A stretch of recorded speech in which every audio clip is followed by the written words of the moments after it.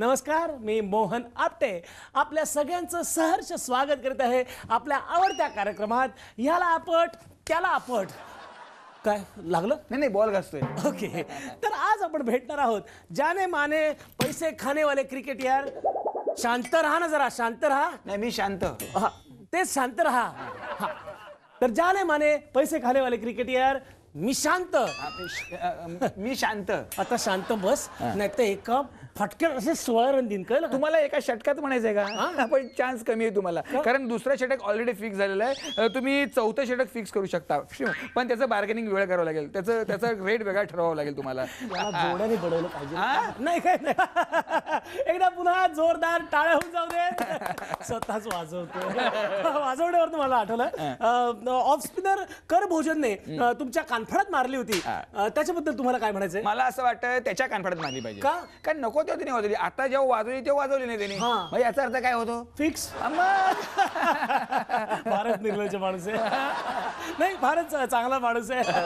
तर मला पुढचा प्रश्न तुम्हाला असा विचारायचा आहे, विचारा. की एक्झॅक्टली कशाबद्दल फिक्सिंग झालं होतं? एका ओव्हर मध्ये 16 रन द्यायचे होते. काय? शॉक कशाला घेताय? अहो, ह्या करता तुम्ही 60 लाख रुपये घेतलेत? म्हणजे काय? अरे कोण मूर्ख बुकी आहे रे तो. काय झालं? अरे हा ऑलरेडी एका ओव्हर मध्ये 15 रन द्यायचा, पुढच्या 1 रन साठी 60 लाख रुपये. मला तेच म्हणायचंय, जेव्हा मी 15 रन एका ओव्हर मध्ये द्यायचो तेव्हा मला किती पैसे मिळायचे?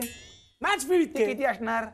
पण टेबलाच्या वरून खालून पलीकडून अलीकडून काय पैसे मिळायचे का? नाही. जे सगळी लोक कमवतात, मग आम्ही क्रिकेटरनी का कमवायचे नाहीत? त्यांना कुठून पैसे मिळणार? मग 16 रन देऊन जर मला 60 लाख रुपये मिळणार असेल तर मूर्ख कोण आहे? बुकी. मग जानी जान. शांत बस, शांत बस. तर आता मला पुढचा प्रश्न असा विचारायचा आहे, की संकेत कसा ठरला होता की तुम्ही फिक्स करणार आहात ही मॅच? ते कसं कळणार होतं बुकींना? ते मी आधी संकेत चव्हाणला सांगितलं होतं. ते म्हणजे काय झालं, आमचा रुमाल पडणार होता. अच्छा, रुमाल पडणार की तो उचलणार, जो काय वेळ मिळणार होता त्या वेळेमध्ये बुकींनी सगळं काही बुक करायचं होतं. रुमालच टाकायचं असं का ठरलं होतं? कारण दुसरं टाकण्यासाठी काय नव्हतं. अच्छा अच्छा. आता लोकांनी माझं नाव टाकलं तो भाग वेगळा, तेव्हा टाकण्यासाठी काहीच नव्हतं ना. करेक्ट आहे. म्हणजे थोडक्यात तुम्ही आधी रुमाल पाडलात आणि नंतर लोकांच्या नजरेतून स्वतःला पाडलं. नाही, पहिलं फिक्स होतं, दुसरं आपोआप घडलं. पण ते दुसरं आपोआप घडणार हे मला आधी माहित असतं ना, तर त्याच्यावर पण मला पैसे मिळाले असते ना.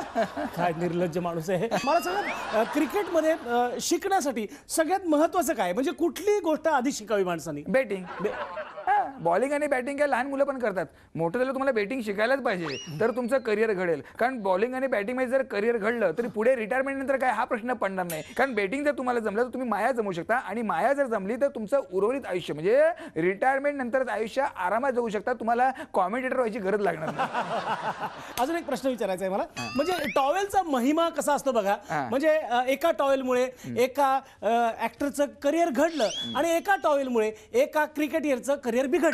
याच्याबद्दल तुम्हाला काय म्हणायचं? नाही, हे मला नाही पटत आहे. मला सांगा ना, म्हणजे एका टॉवेलमुळे त्या टॉवेलवर नाचून त्या ऍक्टरचं करिअर घडलं, नो डाऊट. पण त्याच्यापेक्षा जास्त प्रसिद्धी या टॉवेलमुळे कोणाला मिळाली? मला मिळाली. त्याच्यापेक्षा जास्त पैसा या टॉवेलमुळे कोणाला मिळाला? मला मिळाला. त्याच्यापेक्षा जास्त TRP चॅनलवाल्यांना कोणामुळे मिळाला? माझ्यामुळे, या टॉवेलमुळे मिळाला. मग मला सांगा, मूर्ख कोण आहे? टॉवेल. मग मला आता सांगा, तुम्ही तुमच्या भविष्याकडे आता कसं बघताय? मनापासून सांगतो, हा प्रश्न मलाही पडलाय. मी सांगू, तुरुंगाच्या खिडकीतून.